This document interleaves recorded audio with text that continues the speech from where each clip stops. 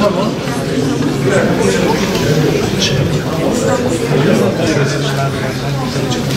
Tamam başkanım.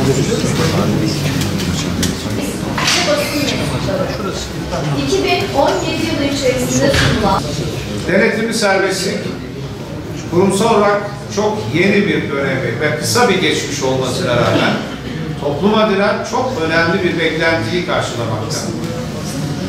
Şüphesiz hayata tutunmak, geçmişteki yanlışından arınmak ve tekrar hayatın her boyutunda güçlü bir başlangıç yapmak isteyene denetimli serbestliğin önemli bir imkan sunduğunu da biliyoruz. Bunu geliştireceğiz, bu altyapıyı güçlendireceğiz. Çünkü biz herkesin bir şansı ve yeniden bir başlangıç hakkı olduğuna inanıyoruz. Bugün Cumhuriyet Başsavcılığımızın koordinesinde müdürlüğümüzce hayata geçen ve birçok kurumun desteğiyle hayat bulan bu projede de özellikle toplumla yeniden buluşmak, rehabilitasyonlarını yapmak, sadece bakın kendilerini değil, ailelerini de kapsayan bir kucaklaşma projesi bu.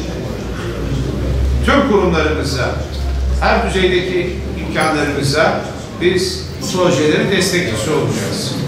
Şüphesiz uyuşturucu, bağımlılık yaratan bütün zararlı alışkanlıkların tedavi süreciyle eş zamanlı sosyal uyumunu gerçekleştireceğiz. Ya Allah, bismillah. Hayırlı olsun. Hayırlı olsun tekrar. Evet.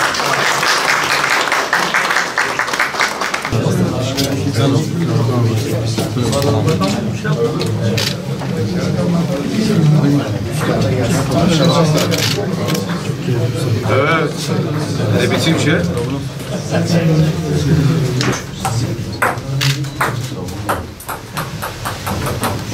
Sosyaller ne kadardır öğreniyorlar?